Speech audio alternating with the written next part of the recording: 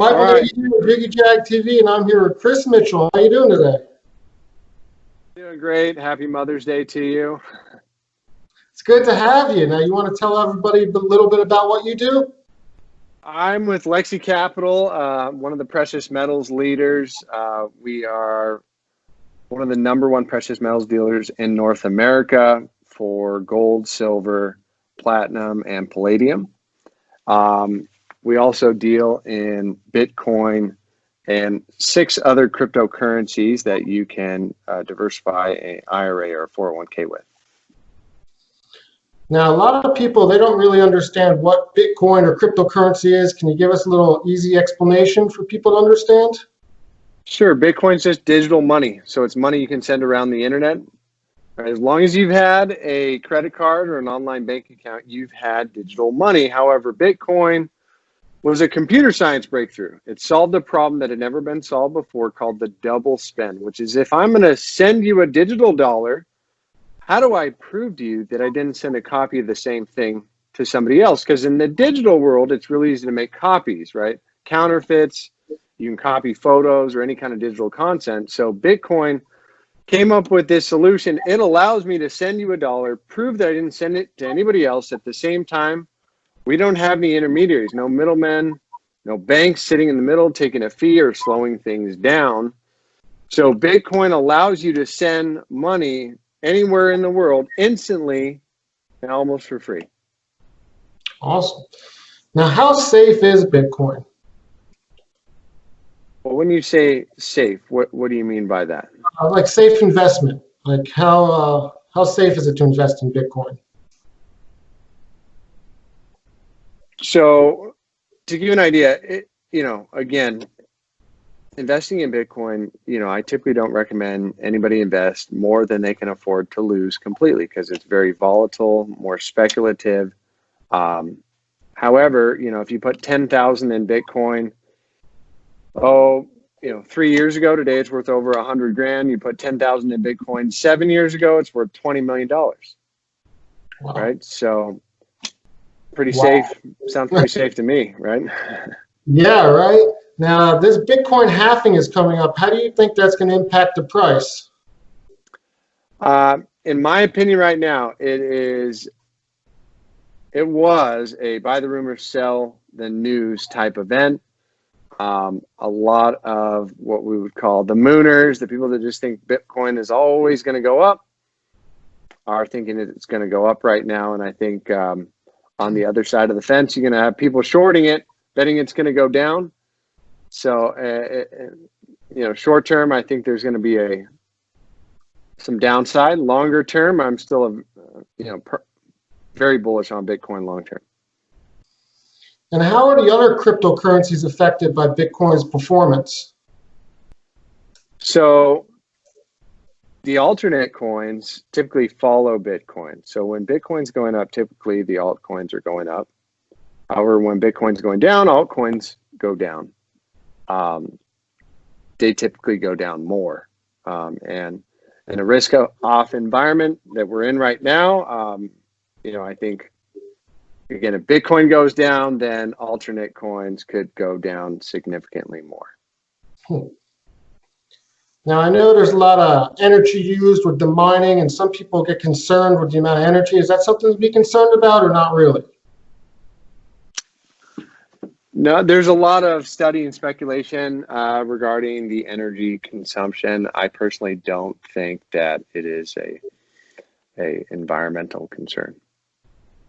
Well, that's good to hear. And going back to gold and silver and stuff, do you think that Bitcoin is going to go past the value of gold and silver? Well, it already has. So Bitcoin is at 8,700 per coin, 8,720 dollars per coin right now. So will it go past? Absolutely. And I think what's kind of important for to look at right now is kind of like, what's the shape of the economic recovery going to be like? And I think that we saw a really front-loaded response, right? The Fed came in 1 month and did stimulus that took 3 years to create during the 2008, financial crisis. 2008, 9 and 10, they did QE 1, 2, and 3, and we just basically did that in 1 month. So what we're kind of looking at is, at our firm is a U-shaped recovery, which is probably going to be a 60% chance of a U-shaped recovery, which is like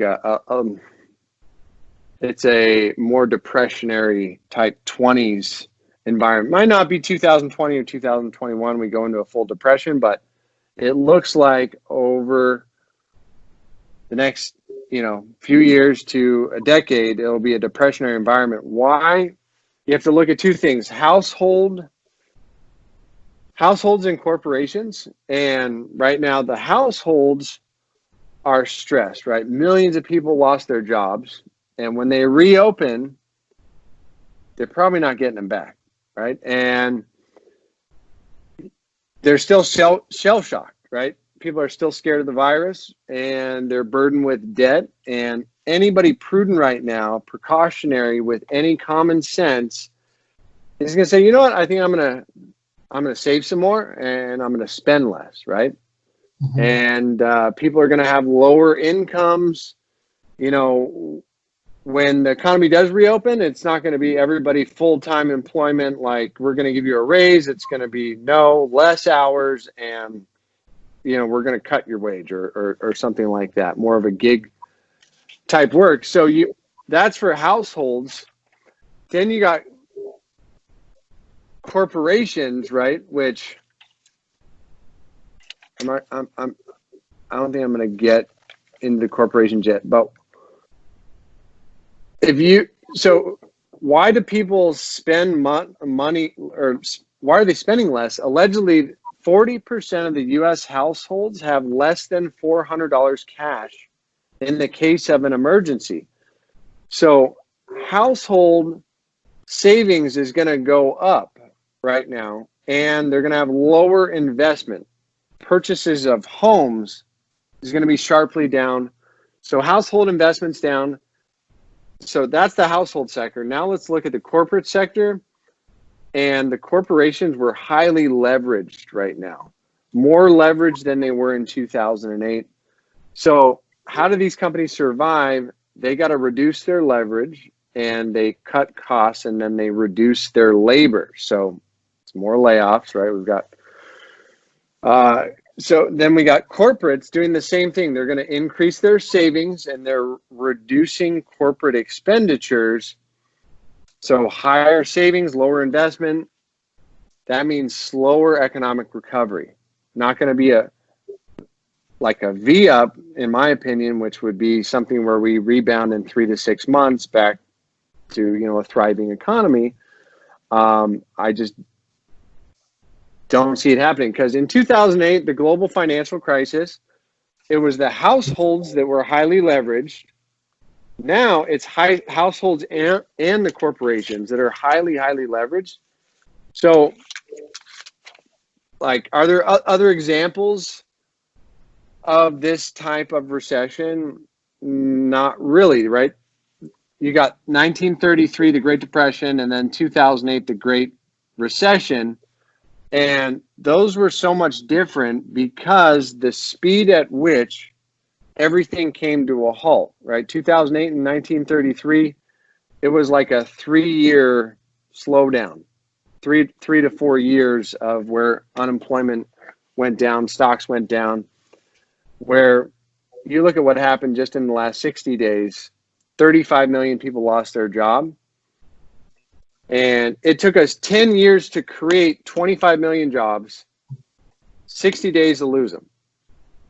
And coming back overnight, so you're probably going, why are you going on and on about this? Well, it's the Fed's policy response. What is the Fed saying? And the Bank of Japan and China, they're saying QE to infinity. Basically, we're going to print money until it doesn't, to infinity. And that's inflationary. And my thoughts, over time, there's going to be this permanent negative supply shock, right? Deglobalization, where it's a breakdown between the US and China, more fragmentation of the global economy. So, labor, technology, data, and information, it was all about sharing and getting this data out and trading all over the world now. Now it's like, no, we're in China. I'm going to keep my patents here and we're not sharing with anybody. The coronavirus has now created this thing where instead of I want to build all my goods in China, well, you know what, maybe it makes sense to have some of our medical supplies built in America, right? So those are all like recessionary coals being added to the fire. And that, I think, is going to create this kind of what's called stagflation environment, which is what happened in the 70s, where stagflation is where you get high inflation and low employment, right? So the government's saying, here, print, here's all this money, and people are still shell shocked. So they're like, well, we don't really want to spend the money. We don't really want to hire all the people.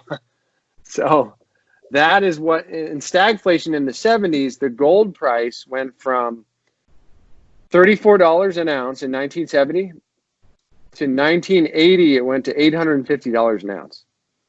So wow. It was a hyperinflationary period. And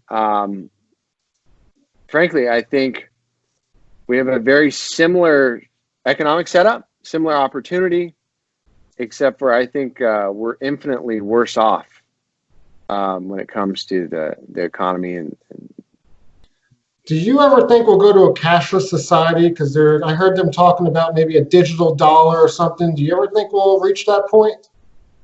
Absolutely. It makes sense. And I think the Chinese are going to be one of the first people to, digitize their currency. Rumor has it, because once it becomes a digital currency, then every transaction is tracked. So all your taxes are paid. Nobody's hiding money. It's more easy for the government to control you and manipulate, as bad as that sounds. Isn't that scary though? Because say you pay with a credit card that doesn't work, well, you got cash then to pay. But what if your digital currency doesn't work? You can't pay, or? Well, it is the same way right now in the United States. If you don't pay your taxes, you don't pay your child support, you get arrested, you do something wrong, the government turns off your bank account. You're done. They can go in and you don't pay your taxes, wait, and have them, take all the money out of your account the next day. And, so the same thing can work there. That's the idea behind digital currency like Bitcoin, is it's decentralized. So there's no government, there's no central point authority who can step in and take what you have for whatever they want, for whatever reason they like. Yeah, so if the government creates their own digital currency, it would be totally different than Bitcoin. It's still digital currency, it's just different. Exactly. And we already have digital currency. Bitcoin's different because it's decentralized, meaning no central point or governing authority. Censorless, meaning anybody can use it, whether you're, in any country. It is permanent, meaning any transaction I send to you, or any Bitcoin transaction, once it's confirmed on the blockchain, is permanent. It can never be removed. And there's a fixed supply of Bitcoin, so they can't just devalue it overnight by printing more. Yeah, because I know a lot of people are getting scared with touching money now, so it seems like this whole digital currency could be very in the near future. Oh, it's already here. I mean, if you can now pay for anything on Amazon with Bitcoin, you can order your groceries, anything you want from Amazon, you can buy it with Bitcoin now. Oh, you can actually, yeah. Whole Foods accepts Bitcoin. And what about the other currencies like Ethereum? Can you use that to pay, or is it just Bitcoin? Just Bitcoin for now, and there are going to be some products out there that are tied to a digital wallet. So it's like a credit card. You just swipe it, and it will allow you to spend your digital currencies. I believe there's more than one besides Bitcoin. You can use a few different currencies. Now, if people want to get a hold of you to talk to you, how do they do that? They can go to lexicapital.com or bitcoinadvisors.com. Awesome. Well, it was good having you and talking to you, and everyone, look him up. All right, Michael, have a good one. Take care.